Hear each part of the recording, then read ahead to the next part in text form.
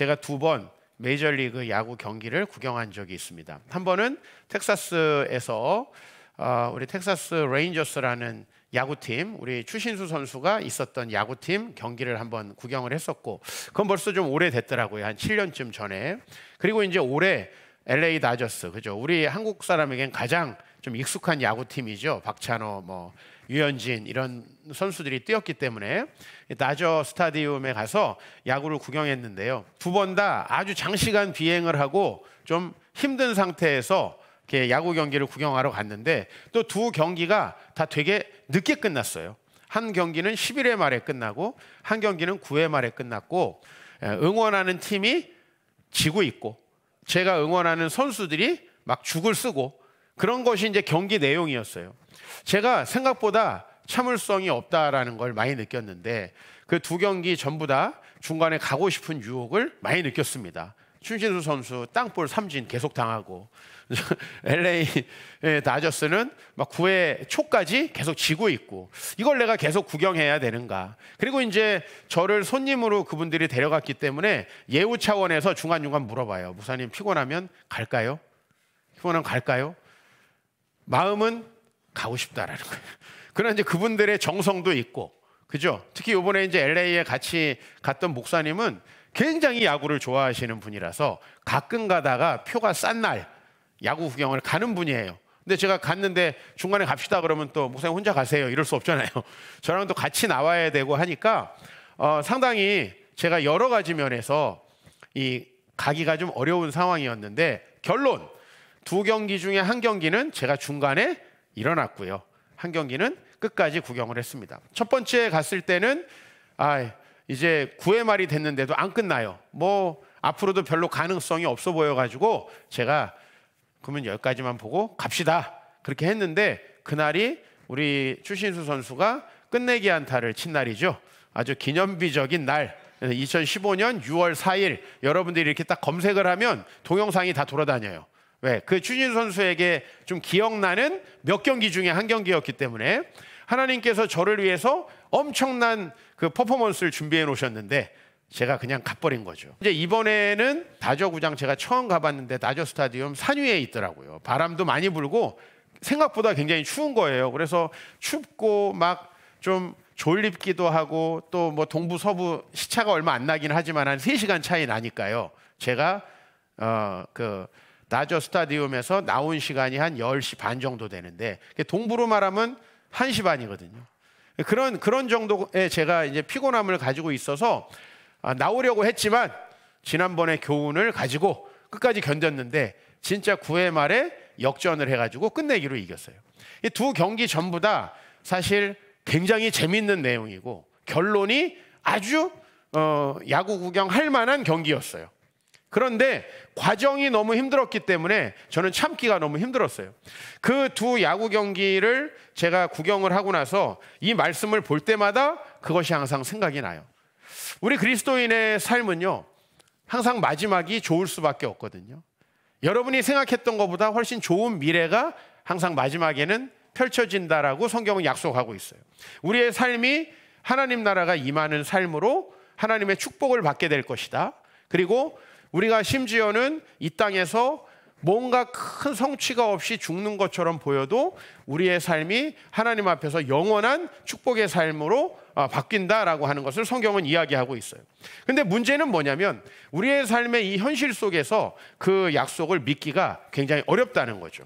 오늘 아브라함의 이야기가 로마서에 나와 있습니다. 이 로마서에서 바울이 의로움이라는 게 뭐냐, 믿는 자들의 믿음이라는 게 뭐냐라고 했을 때 그 믿음의 예시로다가 가져온 게 구약이 아브라함의 믿음이었어요. 근데 여기서 18절에 뭐라고 오늘 본문에 이야기를 하냐면 아브라함이 바랄 수 없는 중에 바라고 믿었다라고 돼 있어요. 아브라함이 어떤 약속을 받았습니까?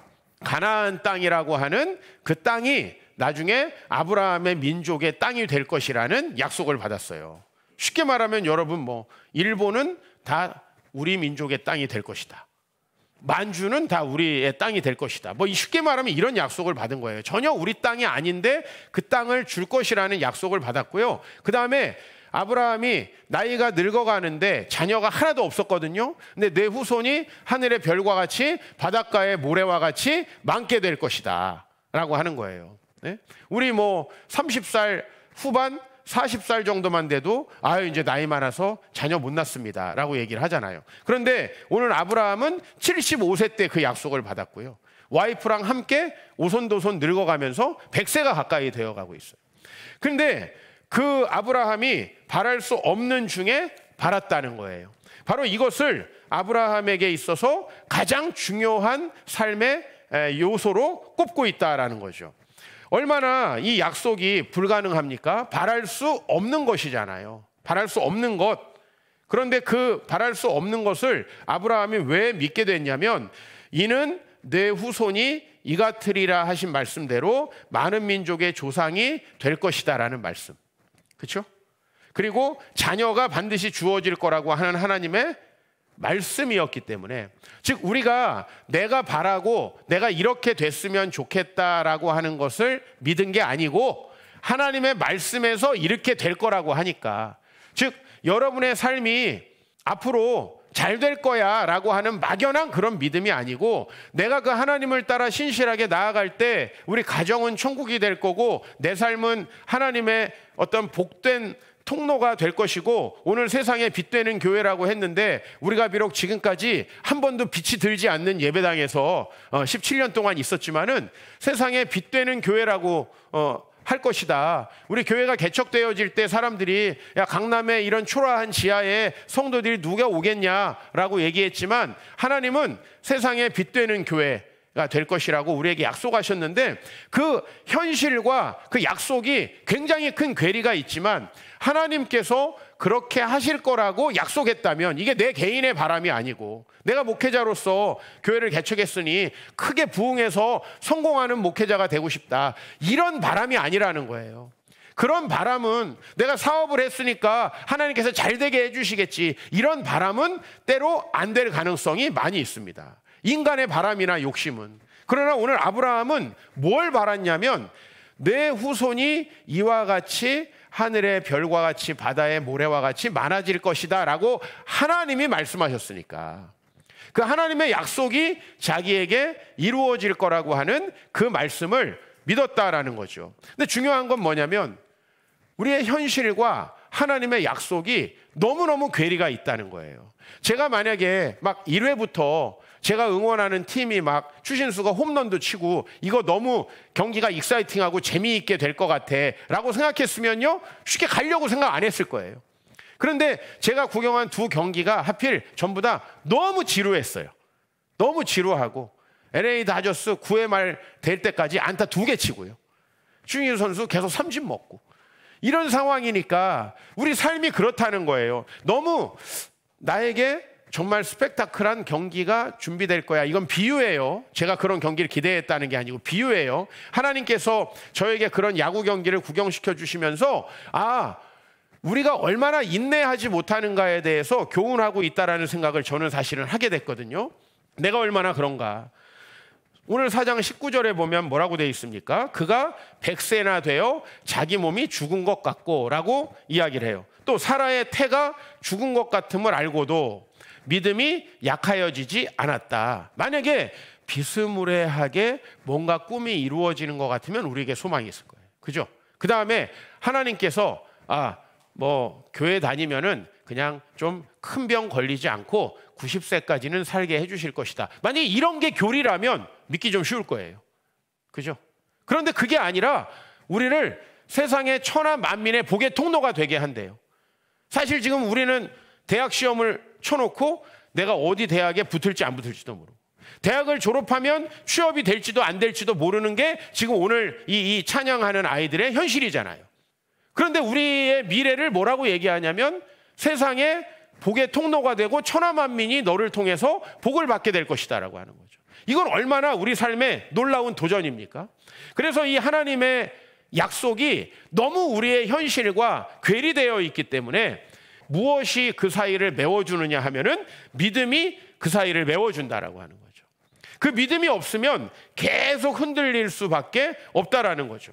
그래서 4장 20절에 믿음이 없어 하나님의 약속을 의심하지 않았다. 그러니까 아브라함의 승리의 비결, 그 성공의 비결은 여러분들처럼 근면하고 성실하고 뭐 다 했겠지만은 뭐가 결정적인 차이가 있느냐 하면 믿음이 있었다. 즉 하나님의 약속은 반드시 이루어진다라는 믿음, 그 약속의 내용을 성경 말씀에서 채우고 그 말씀이 이루어질 거라는 신뢰를 하나님에게 두고, 그리고 그 약속이 이루어질 거라는 것을 믿으면 저는 야구장을 나가야 돼요? 안 나가야 돼요? 안 나가야 되는 거예요. 추운 날씨도 참고 견뎌야 돼요. 좀 내 삶이 지루하고 하나님께서 지금 아무것도 뭔가 이루어지지 않고 시간이 5년, 10년 아이를 키우고 뭔가 이 작은 교회가 부흥하지 않고 5년, 10년이 지나갈지라도 하나님의 말씀대로, 하나님이 나에게 주신 그 말씀대로 내가 견디면서 살아간다면 하나님께서 그 약속을 이루실 거라는 거. 이것을 믿는 그 믿음. 그래서 믿음이 없어 하나님의 약속을 의심하지 않고 믿음으로 견고하여져서 하나님께 영광을 돌리며 약속하신 그것을 또한 능히 이루실 줄을 확신했다라는 거죠. 아브라함이 바로 이 말씀대로, 약속대로 믿는 것. 그러나 우리가 두 가지 생각해 볼 지점이 있어요. 우리는 우리가 잘 되고 우리가 나름대로 재정의 플랜을 짜고 우리가 나름의 노후 플랜을 짠 대로 잘 되길 바라요. 그리고 내 미래에 별일이 없길 바라요. 이런 거는 하나님께서 얘기하시는 그 말씀하고 너무 달라요. 여러분, 다윗 평탄하게 살게 놔두셨어요? 복의 통로가 되려면요, 평탄한 삶은 안 돼요. 맞죠?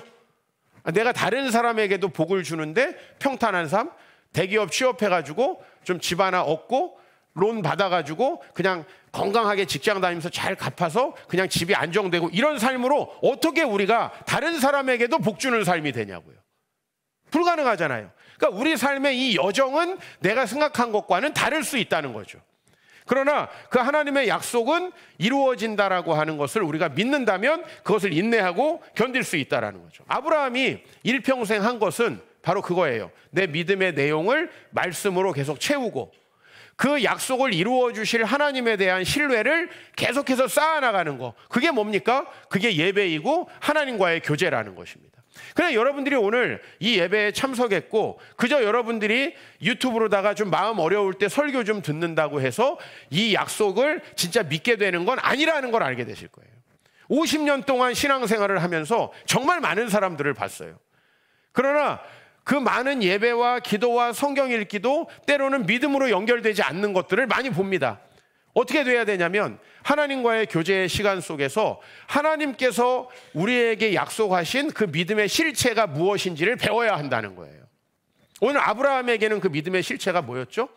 너에게 자손을 줄 것이라는 거. 아니 지금 75세에서 100세까지 아들 한 명 없고, 이 문제는 뭐였냐면은 와이프의 문제였어요. 왜? 아브라함이 첩을 얻어서는 자식을 낳거든요. 와이프가 임신 안 되는 문제예요. 근데 첩도 못 얻게 해요. 근데 와이프는 나이가 점점 늙어가요. 태가 죽은 것 같대요. 가능성이 있습니까? 없습니까? 그러면 이렇게 불평했을 것 같아요. 하나님, 이참에 와이프를 바꿔주시던지요. 그죠? 아멘을 안 하네. 아니, 그렇게 했을 것 같지 않아요? 근데 그건 또 아니야. 자, 그러면 아니 그렇게 말고 둘이 부부가 노후에 좀 안정적으로 평안하게 살 수 있도록, 그것도 아니에요. 그리고 가나안에 이 땅을 주신대요. 근데 중요한 건 아브라함은 가나안에 땅 한 평도 없어요. 여러분, 지금 부동산이 없으신 분들 우리 교회에 많이 있으시죠? 삶에 큰 문제 있습니까? 네? 뭔가 미래에 큰일 생겼을 때 그거 딱 팔면은 그래도 뭔가 이런 건 하나님 데려가시면 끝나요. 지금 시대는 부동산이 없어도 사람이 사는데 큰 문제가 없어요. 사실 여러분이 건강하고 또 근로 의욕이 충만하고 여러분들이 뭔가 성실하다면 충분히 삶을 살아갈 수 있어요. 그러나 이 아브라함 당시에는요, 부동산이 없다는 건 뭘 의미하는지 아세요? 제1차적으로 집에 수도가 없다는 거예요. 물이 없다는 거예요. 그러니까 이 아브라함의 인생을 보면 땅을 주신다고 했는데 땅이 없어서 계속 우물을 파고 돌아다녀요. 왜? 자기 땅이 없으니까 자기 부족이 차지하고 있는 땅이 없으니까 여기서 우물을 파면 저쪽 부족, 그 관할하는 부족이 또 메워버리고, 여기서 우물을 파면 저쪽이 메워버리고. 여러분 알다시피 중동 지역은 물이 귀하지 않습니까? 늘 물의 문제를 겪는 거예요. 그런데 하나님, 나는 지금 수도가 없어가지고 계속 물 때문에 고통을 당하고 있는데 하나님이 이 땅 전체를 주시겠다는 거예요. 이게 얼마나 괴리가 커요. 그죠? 당장 내 삶에 지금 한 달 카드값을 메우는 것도 어려운데 하나님께서 복의 통로가 되어주시겠다는 거예요. 이게 얼마나 어려운 일이에요. 그러니까 여러분, 일반적으로 대부분의 성도들은 교회를 이렇게 나오지만 하나님의 약속을 안 믿습니다. 안 믿으면 뭘 택하죠? 현실적으로 내가 지금 어떻게 하면 그나마 하나님의 약속이나 축복은 제껴두고 그나마 지금 이 현실 속에서 어떻게 하는 게 최고의 결정인가라고 생각을 하겠죠. 그죠? 그래서 현실적인 타협을 하고 만다라는 거예요. 조금 더 어디 가면 돈을 더 벌까? 어디 가면 조금 더 복지가 좋을까? 내가 어디에서 살면 조금 더 우리 애들이 잘 될까? 이제 이런 결정을 하기 시작하는 거예요. 근데 이런 결정을 하기 시작하면 여러분에게는 우울과 불안이라는 게 찾아와요. 왜? 어떤 결정을 해도요, 그 결정이 잘못된 거라는 것이 자꾸 증명이 돼요. 예? 여러분이 미래를 아주 아름답게 잘 계획하려고 하면 할수록 그 미래에 자꾸 변수들이 생겨요. 그래서 우울과 불안이 생기는 거예요. 현대인들이 왜 이렇게 우울과 불안이 생기는가? 이건 굉장히 신기한 거예요. 왜냐하면 몇십 년 전보다 우리나라는 분명히 굉장히 미래를 예측할 수 있는 안정적인 나라가 됐어요. 그렇죠? 안정적인 나라가 됐어요. 그런데 왜냐하면 예전에는 우리 어렸을 때는 의료보험이 없으면 진짜 병원을 못 갔어요. 의료보험료를 못 내는 사람 어떻게 해요? 다 면제를 해주잖아요. 그렇죠? 훨씬 더 안정적인 나라가 됐는데 우리에게 불안장애가 생긴다는 건 너무 이상하지 않습니까? 그죠?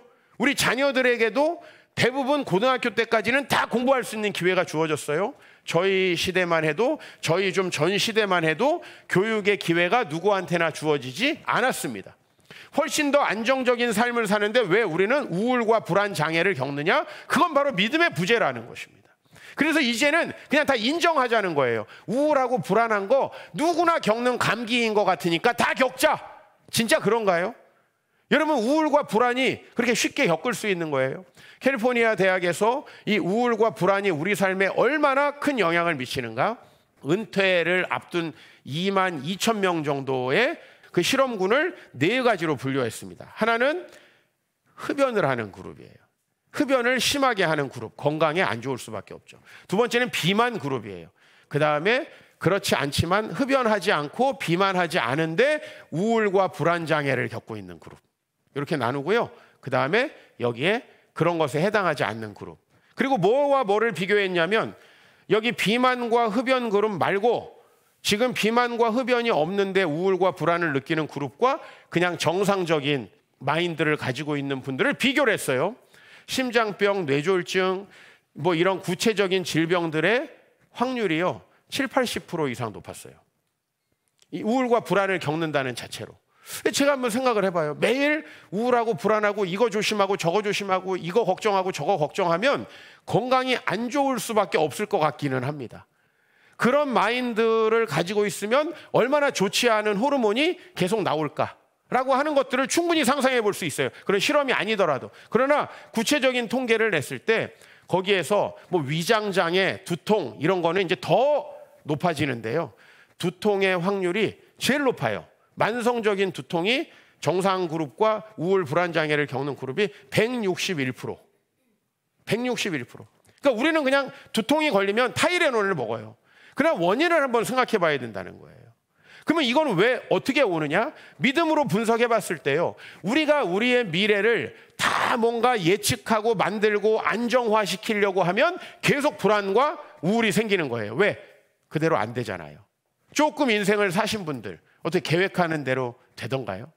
자녀를 좀 키워보신 분들, 자녀들은 럭비공보다 훨씬 심해요. 내 예상대로 전혀 되지 않습니다. 그것이 우리의 삶이에요. 근데 그거를 하나님이 나에게 주신 그 약속을 믿지 않고 내 스스로가 통제해 나가려고 할 때 얼마나 우리는 우울하고 불안할 수밖에 없습니까? 여러분 자신을 보면 우울하고 주변의 상황을 보면 불안한 거죠. 그것이 항상 올 수밖에 없다는 거예요.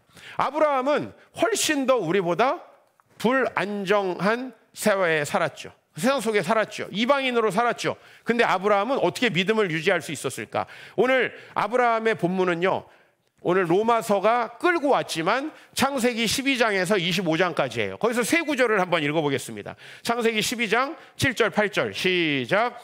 아브라함께서 아브라함에게 나타나 이르시되 내가 이 땅을 내 자손에게 주리라 하신지라. 자기에게 나타나신 여호와께 그가 그곳에서 제단을 쌓고 거기서 베델 동쪽 산으로 옮겨 장막을 치니 서쪽은 베델이요 동쪽은 아이라. 그가 그곳에서 여호와께 제단을 쌓고 여호와의 이름을 부르더니.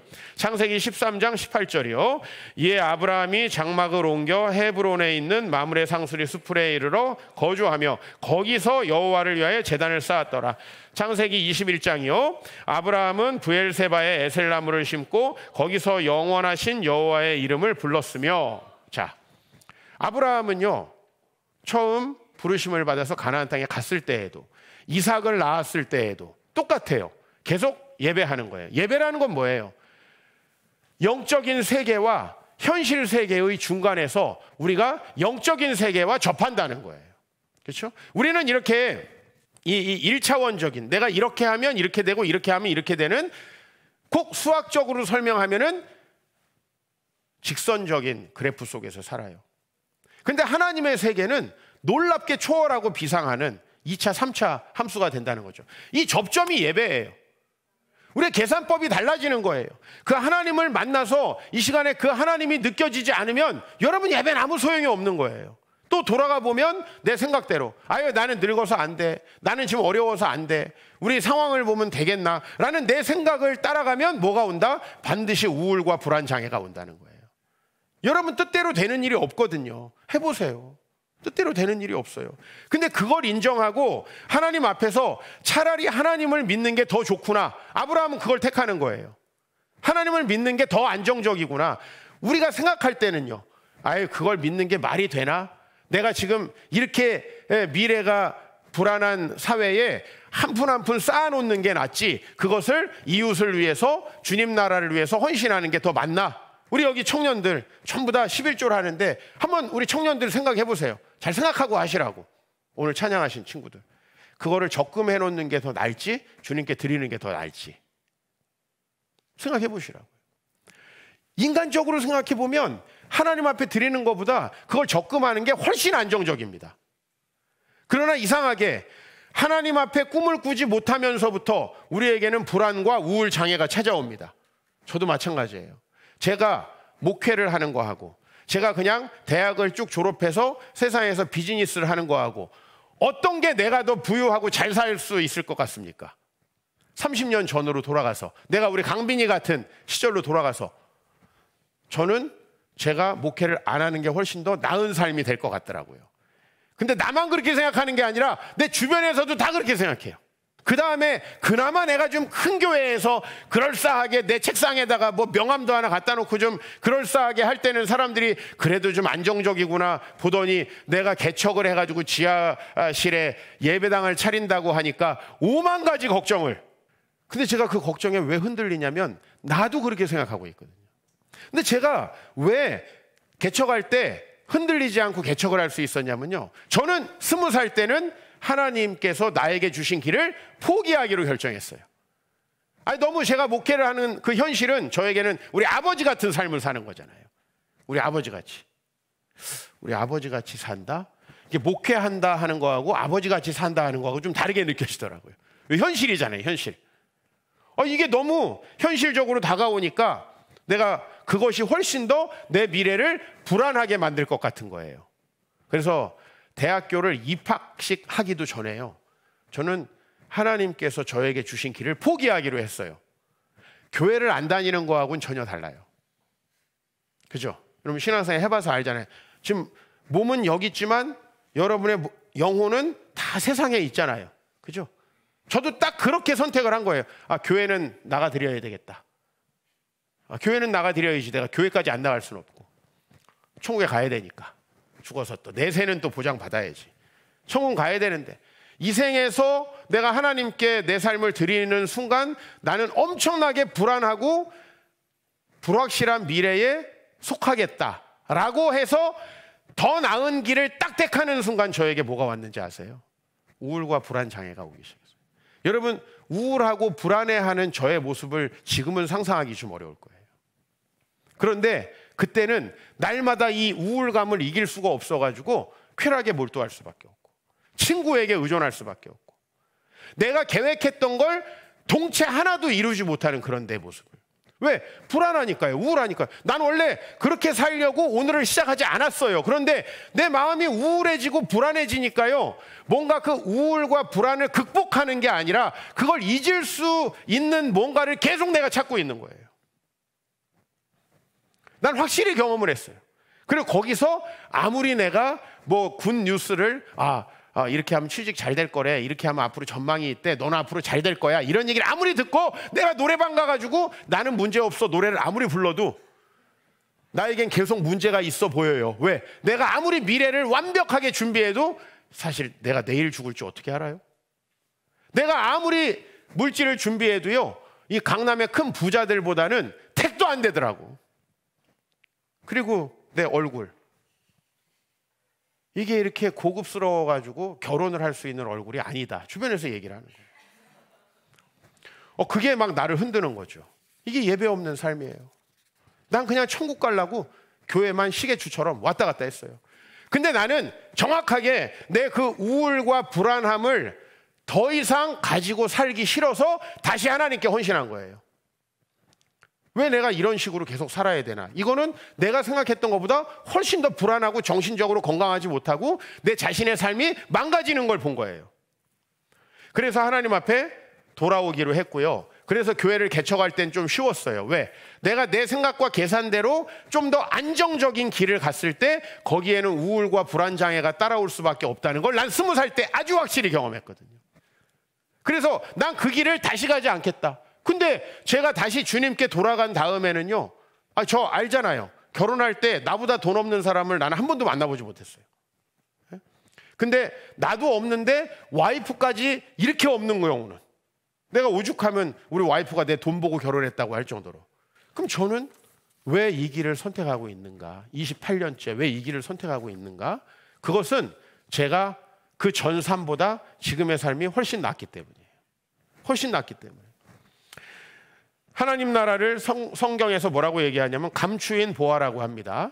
마태복음 13장, 제가 가장 좋아하는 말씀이고, 우리 제자 훈련을 딱 시작하면 첫날 우리가 함께 묵상하는 말씀이 첫 과에서 이거죠. 천국은 마치 감추인 보화와 같으니 사람이 이를 발견하는 숨겨두고 기뻐하며 돌아가서 자기 소유를 다 팔아 그 밭을 사느니라. 천국을요, 어마어마한 보물 상자로 설명을 하고 있어요. 여러분, 여기 지금 소작을 해서 살아가는 사람들 얼마나 가난해요.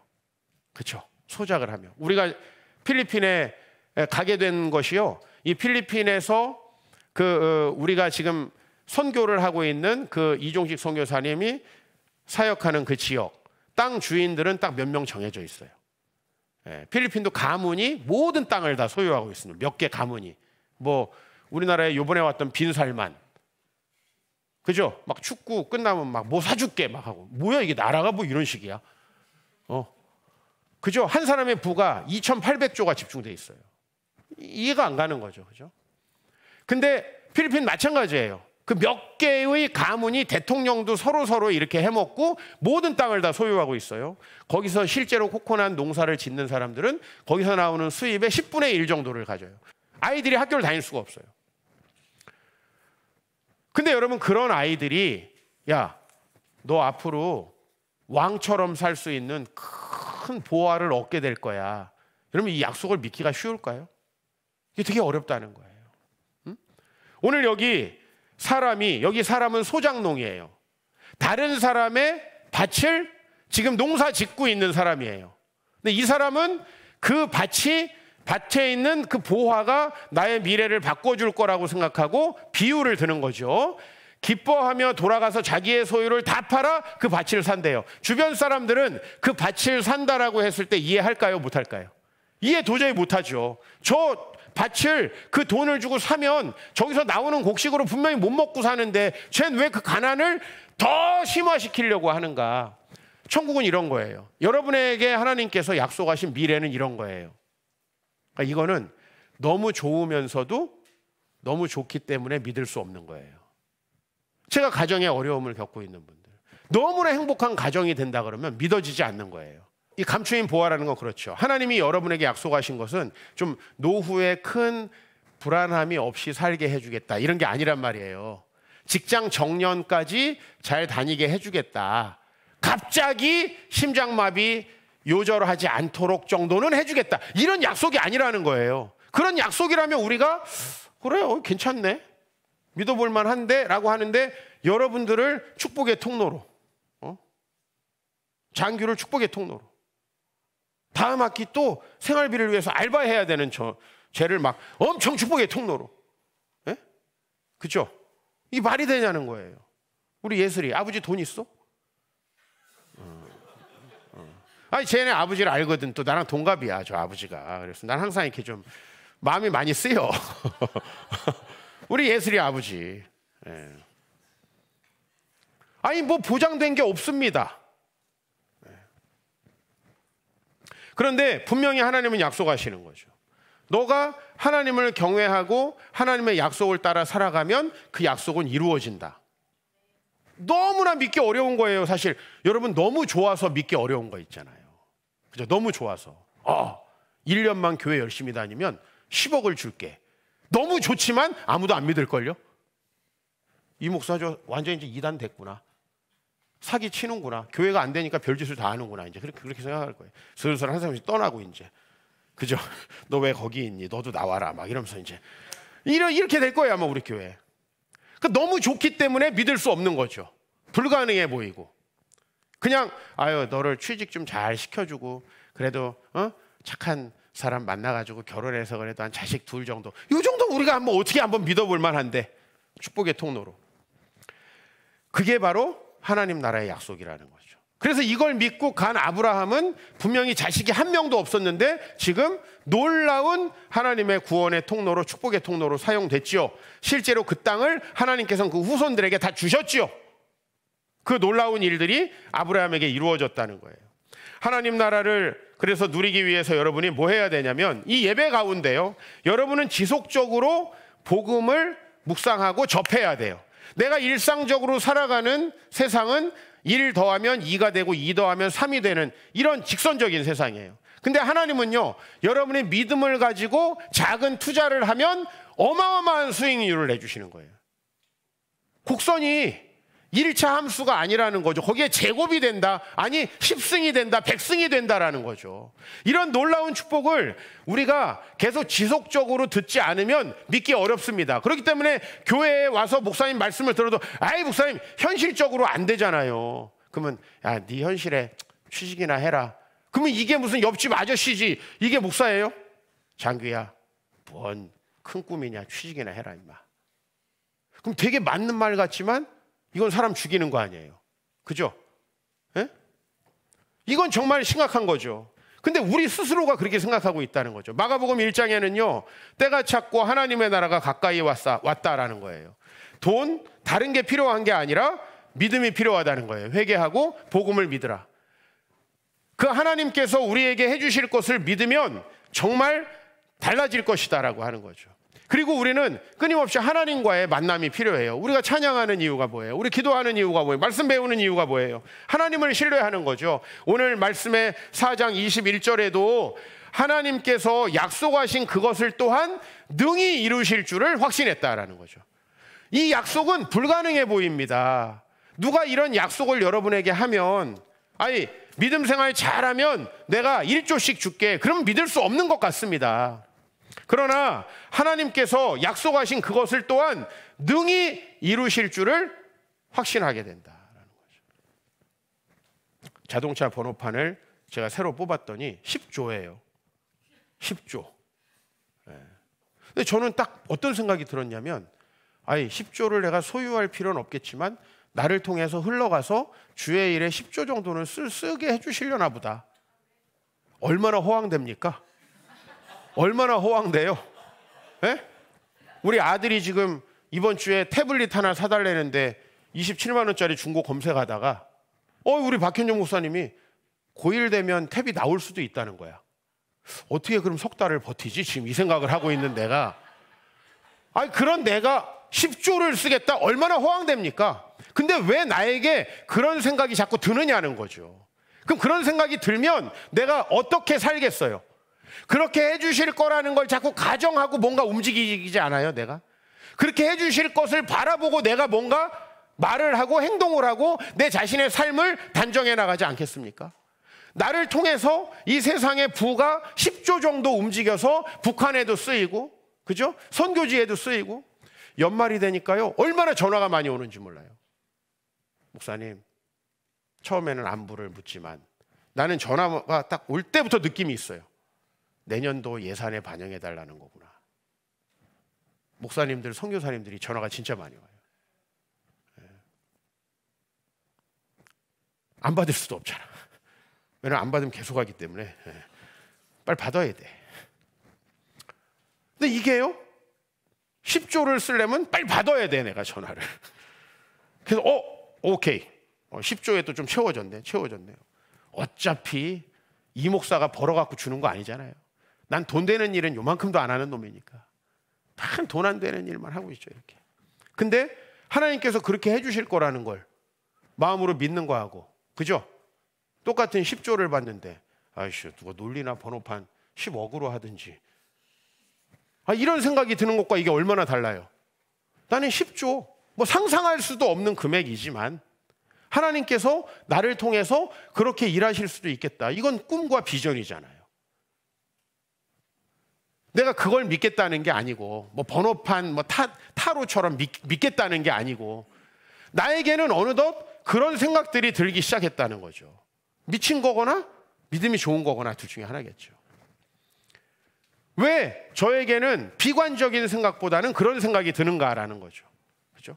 히브리서 6장 13절에 이 아브라함 이야기는 신약의 대부분의 저자가 인용하고 있거든요. 근데 히브리서에서 또 아브라함을 인용하고 있어요. 하나님이 아브라함에게 약속하실 때 가르쳐 맹세할 자가 자기보다 더 큰 이가 없으므로 내가 맹세한다 라고 얘기한다는 거예요. 여러분, 사람 중에서도 좀 신뢰할 만한 사람은 내가 약속한다 그러면 좀 믿음이 가잖아요.